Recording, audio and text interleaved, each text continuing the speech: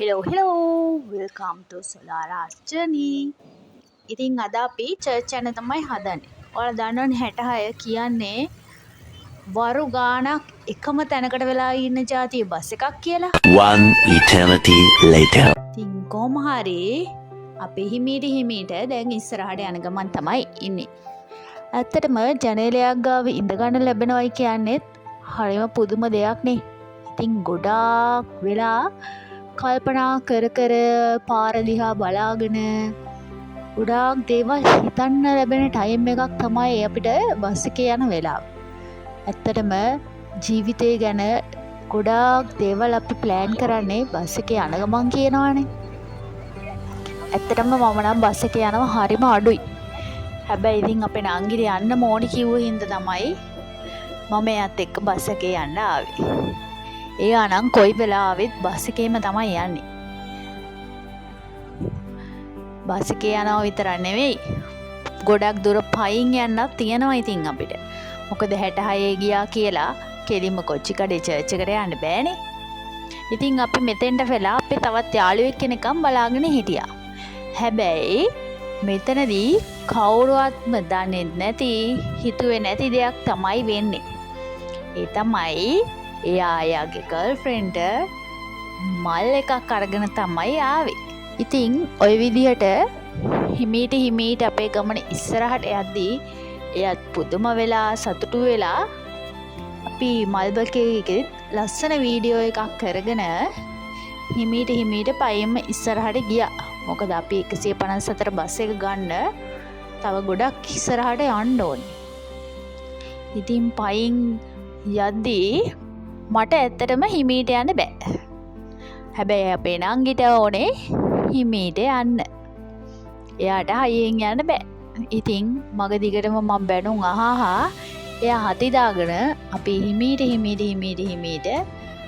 මේ යන ගමන් තමයි ඉන්නේ.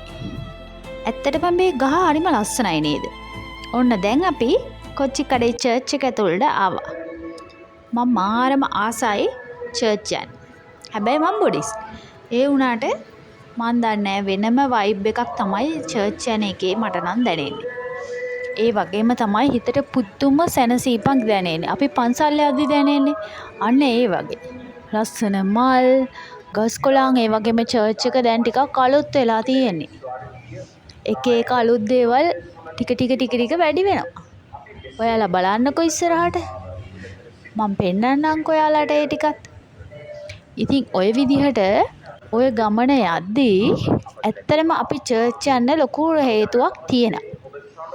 ඒ හේතුව මොකක්ද කියලා ඔයාලට අන්තිමටම නම් බලා ගන්න පුළුවන් වෙයි. මම ඒක අන්තිම වෙද්දී ඔයාලට කියන්න.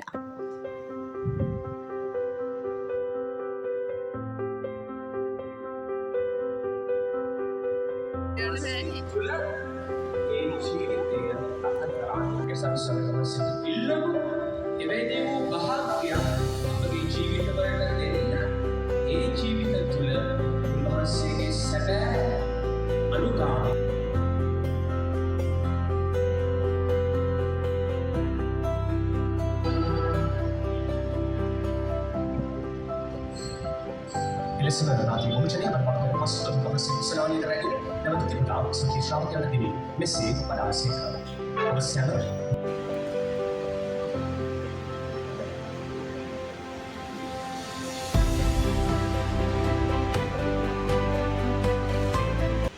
මම කිව්වනේ ඔයාලට චර්ච් එක ගොඩක් වෙනස් වෙලා තියෙන්නේ කියලා. දැක්කද?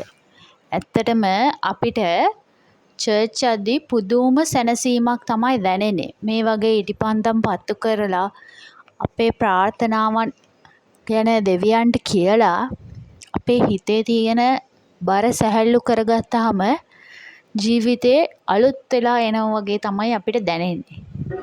ඇත්තටම පන්සලකට යනවා හා සමානයි මට නම් චර්ච් එකට යන එක. පුදුමාකාර හිතට සැනසීමක් ඒ වගේම ලොකු ආශිර්වාදයක් ශක්තියක් ලැබෙනවා. ඉතින් අපි අන්තිමට කණ්ඩාවා. මොකද මාරම බඩකින්. ආපු ගමන් අපි අනික් පැත්තට පිටත් වෙන්න පටන් ගත්තා. ඉතින් මේ තියෙන්නේ ඇත්තටම අපේ සර්ප්‍රයිස් කරන්න ගෙනාපු මරියතමියගේ පිළිමයක්. මේක අපි ගෙනාවේ අම්මගේ උපන්දිනේට. අපි මේ පාර අම්මට උපන්දිනේට දුන්නේ මරියතුමියගේ පිළිමයක් සහ යශෝදරා තෙරණියගේ පිළිමයක්. ඉතින් අපි හිතුවා වෙනසකටත් එක්ක ඒ බර්ත්ඩේ ගිෆ්ට් එක හොඳයි කියලා. ඇත්තම සර්ප්‍රයිස් එක මේක. ඉතින් අපි පහුවදා තමයි මේක අම්මට දෙන්න හිටියේ. ඒ නිසා තමයි අපි කලබලෙම කලින් දවසේ චර්ච් යන්න පටන් ගත්තේ. මම ඉතින් මේ කොන්තෙත් ගත්තා. මේ කැන්ඩල් එක මාරම සුවඳයි ළමයි. මම දන්නේ පුදුම සුවඳක් තියෙන්නේ. අනික මම මේ කැන්ඩල් එක ගත්තේ රුපියල් 1000ට කියලා කිව්වොත් ඔයාලා විශ්වාස කරනවද? ඇත්තටම මටත් හිතා ගන්න බෑ. හැබැයි ඒ ගානට චර්ච් එකෙන් තමයි ගත්තේ. ඉතින් එහෙනම් අදට අපි ගිහින් එන්නම්. Bye bye. Thank you for watching.